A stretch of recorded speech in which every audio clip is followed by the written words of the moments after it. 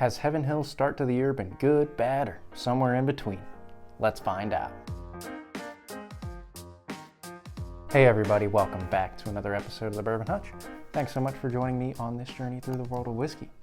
So today before me, I have the two staple barrel proof releases from Heaven Hill to start out the year in 2024.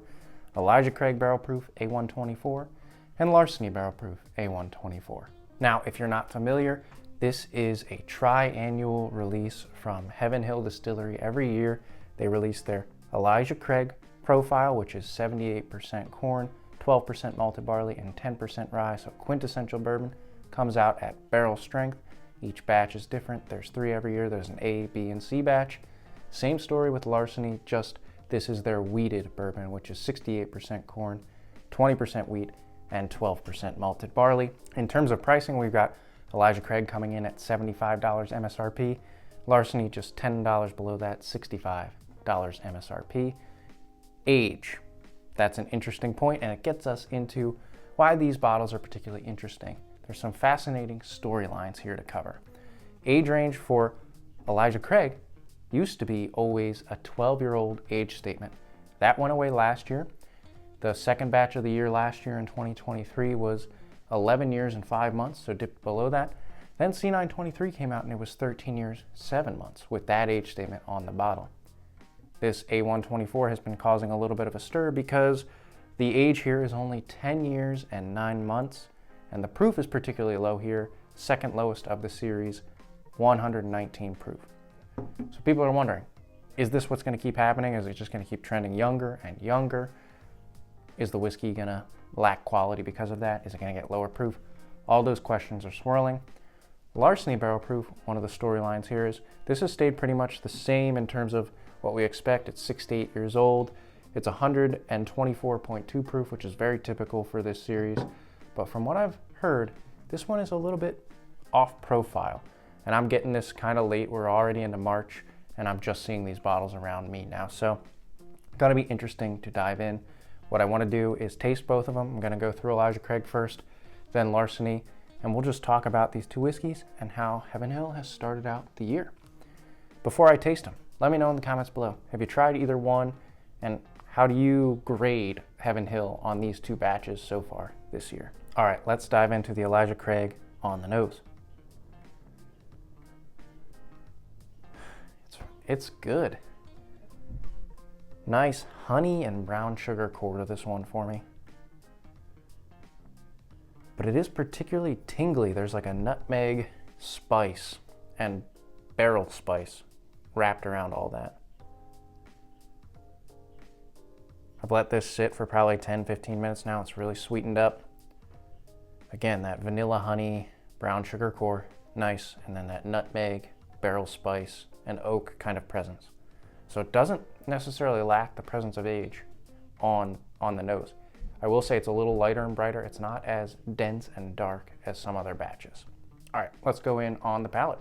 Cheers. Oh yeah, that oak and that spice really come forward. For 119 proof, it's got some kick. And actually, I think that might be one of the reasons they batch it at this. You know, it's like, if it comes out at 119 proof, some people are going to think low proof, not going to be as flavorful. But when it's got this kind of spice, it's not necessarily a bad thing that it's a lower proof. Again, it's brown sugar, honey, and vanilla, definitely there. But then this oak and tobacco kind of note, sweet oak and tobacco, and then a lot of that nutmeg barrel spice. So particularly spice forward, especially on the finish. That's what's lingering for a while for me. Let's go in for a second sip and we'll really evaluate the whole whiskey. Cheers. Okay. Again, it's that sweet oak and tobacco note that lends some of the actually sweetness to this with some brown sugar. And then you turn the dial up on the kind of oak, spice, and nutmeg on the back end. I feel like if I had any qualms with it, what it might be lacking is a little bit of that like fruit kick that you get on some other Elijah Craig. Sometimes you get like a rich black cherry, and I feel like this has like a touch of that, but it doesn't have much of it. It tends more in that dry, spicy direction, which is not necessarily a bad thing. When you think about this being a younger profile, it's actually kind of surprising that it has this much age, but maybe it lacks a little complexity and density. But still, I'm enjoying it, and I think it's pretty dang solid. Okay, let's go over to the Larceny. I'm gonna get some water, and then we'll dive in. Okay, so like I said with the Larceny, all I've heard about this one, since I'm a little late to the game, is that it could potentially be a little off profile. So I'm interested to see if that stands up. All right, on the nose. Okay, so wheat sweetness is kind of the first thing that jumps out to me, just pure kind of wheat. But then there's a chocolate, which is not atypical for Larceny. But what is kind of atypical is this kind of, again, oak spice and maybe even a savory kind of spiciness. Typically I'd get more of a cinnamon red hot, and this isn't in that direction. It's more in like a, I don't know if it's black pepper, but it's some sort of peppery, savory spiciness with some oaky presence to it. But then it's got the wheat and chocolate to balance it out. Maybe touch of like that red cherry or raspberry. But overall, pretty nice. It's not super pungent. I don't think it jumps out of the glass a ton, but it's pretty solid. All right, let's go in on the palate. Cheers. Okay, I see why people are saying this is a little off profile. For me, this has a big Tootsie Roll note. So like a nice dense chocolate, especially in the front end and sort of the mid part of the palate. Then it goes spicy.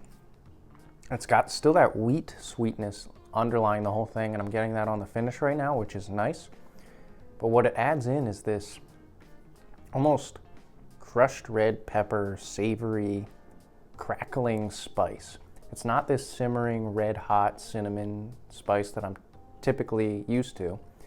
It's a little bit different, which is kind of fascinating.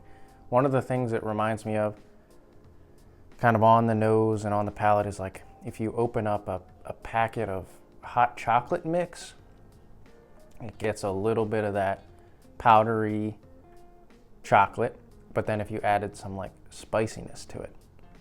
All right, let me go in on the palate one more time and evaluate the whole thing. Cheers. Okay, same Tootsie Roll effect. Really back of the throat spice is kind of the way I would describe this one, and I can kind of feel it. It's different than that front of the tongue cinnamon tingle.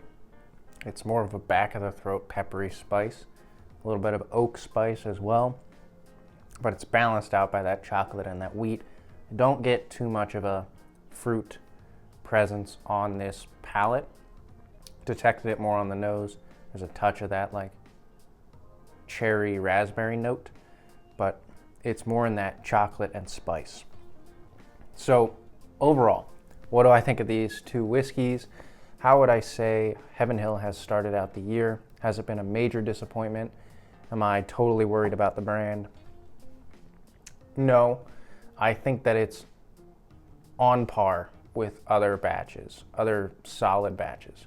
There's nothing here. I don't think A124 for Elijah Craig or Larceny is wowing me.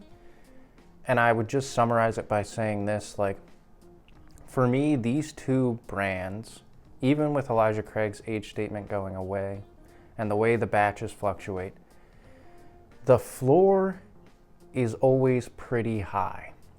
So I always know if I spend 65 on Larceny or 75 on Elijah, which I paid MSRP for both of these, I know that I'm getting something really solid for that price.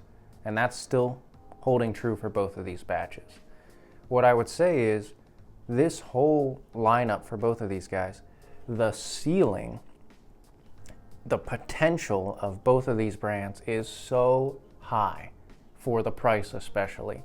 I mean, I had Larceny Barrel Proof win my Whiskey of the Year in 2022, and I had Elijah Craig win my Whiskey of the Year in 2023. It tells you they can come out with absolutely phenomenal batches. So the ceiling sets up our expectations to think everyone needs to be like that, or we're always searching for that one.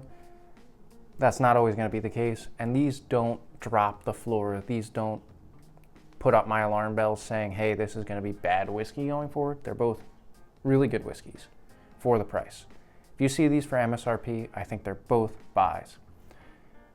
In terms of paying, more than that, 20, 30, 40 bucks over MSRP, which you can sometimes see these particular batches, I don't know if I'd venture into that territory. I don't think either of these batches stands out among the others of the series, but they're both quite solid. All right, everybody, let me know in the comments below. Do you think that lines up with your experience? Have you tasted both of these? What do you think of each of them? Which one would you gravitate towards? If I had to pick right now today which one I would keep sipping on, I actually think the Elijah Craig is taking the cake. I really like that honey, brown sugar, and spice. So let me know in the comments below what you think and what you gravitate towards. While you're at it, hit the like button on this video. Helps it get out to more people. And then if you haven't already, consider subscribing to the channel for the rest of 2024 and beyond. Till I see you guys again for another video, all I can say is keep drinking good whiskey and cheers.